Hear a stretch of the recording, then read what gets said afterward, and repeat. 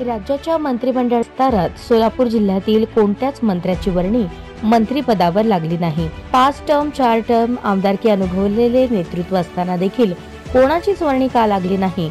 पक्षांतर्गत गटबाजीचा फटका बसला की पक्षाच्या वरिष्ठ नेत्यांची नाराजी नक्की कुठे माशी शिंकली याचा शोध घेतला असता लोकसभेच्या प्रचारादरम्यान स्थानिक नेतृत्वाने वरिष्ठ नेत्यांची केलेली गोची विधानसभेच्या निवडणुकीनंतर समोर आल्याचे चित्र पाहावयास मिळत आहे। याच्यावर आता चर्चा रंगली असतानाच सोलापूर जिल्ह्याचे पालकमंत्री आमदार विजयकुमार देशमुख यांनी सोलापूर जिल्ह्याकरता बाहेरगावचे पालकमंत्री येतील असे संकेत दिले आहेत।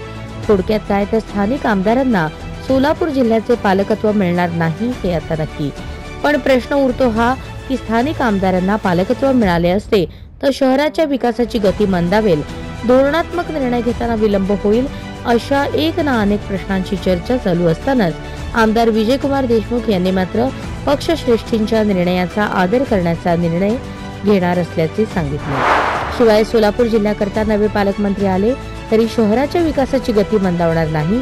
शहर विकासाला आवश्यक असे धोरणात्मक निर्णय ताबडतोब घेतले जातील। त्यामुळे नव्या पालकमंत्र्यांची विशेष अशी कोणती अडचण होणार नसल्याचे स्पष्ट करताना आमदार देशमुख मालक काय म्हणाले तेही पहा। पालकमंत्री असलं तरी त्यांना शहराबद्दल काळजी असतो आणि त्यांना घेऊन काम करण्याचा आमची जबाबदारी असतो आणि त्यांना काम करतो। नाही पण निधीमध्ये नाही असं कधी वाटलं नाही। कधी वाटलं तर आम्ही वर आपल्या मुख्यमंत्री साहेबांकडे तक्रार करू आणि जे काही न्याय मिळत नाही त्याच्याबद्दल प्रश्न सोडून घेऊ। नव्या मंत्रिमंडळाचा विस्तार करत असताना अनेक ज्येष्ठ आमदारांना मंत्रिमंडळातून डावलण्यात आले होते।